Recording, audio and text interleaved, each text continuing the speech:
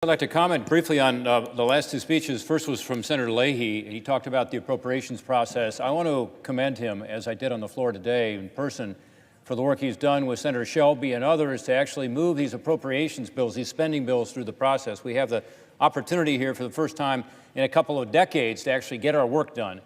And it's incredibly important for all the right reasons, including having proper oversight of the federal agencies and departments. He deserves credit for that. My colleague just talked for a moment from Oregon about the Kavanaugh hearings, and he talked about the fact that he believes there's not enough information out about Brett Kavanaugh. Let me just say this.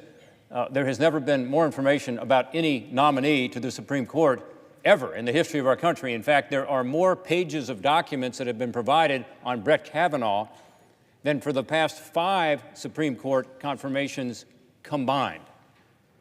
Over 450,000 pages. And many of my colleagues who raised these concerns decided a long time ago they were going to vote no, and said they are, and that's fine. But I don't think you can blame it on the fact that there isn't enough documentation. I know what they want, and I understand why they would want it. What they want is the documents that went through his office when he was staff secretary, which is a job at the White House where you're kind of like the traffic cop. Everything that goes into the Oval Office, everything that comes out goes through one office to coordinate it and disseminate it properly. But those weren't his documents. And yes, it's not appropriate to see all of those documents. That would be, by the way, millions of additional pages, millions.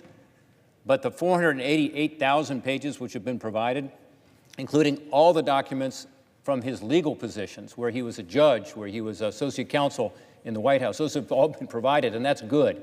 And we should look at them and look at them carefully. It's not about the documents. It's about some fundamental differences about philosophy. I like his philosophy. He says you shouldn't legislate from the bench. He should be independent as a judge and be fair. He is totally qualified. The American Bar Association, sometimes criticized by Republicans as being too far to the left, has just said that he is eminently qualified. In fact, they gave him their highest rating, and they gave it unanimously. This just happened last Friday. Not everybody knows this. This person is not just qualified. I believe he's as qualified as anybody in the country to be on the United States Supreme Court. And I'm looking forward to the opportunity to have this vote here on the floor, and I hope it can be bipartisan as it has been for the nominees that President Obama brought forward. Solicitor General then Kagan, Judge Sotomayor, big bipartisan votes. Let's get back to that when somebody is so qualified as this candidate clearly is.